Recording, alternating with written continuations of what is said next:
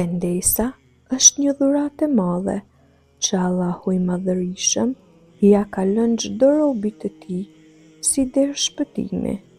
sepse pavarësisht sa shumë gabime të ketë bërë njeriu,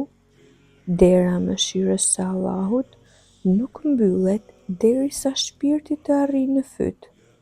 Kur njeriu kthehet tek Zoti me zemër të përullur, me sy të përlotur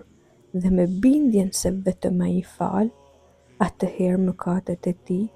shndërrohen në pika drite që e pastrojnë shpirtin.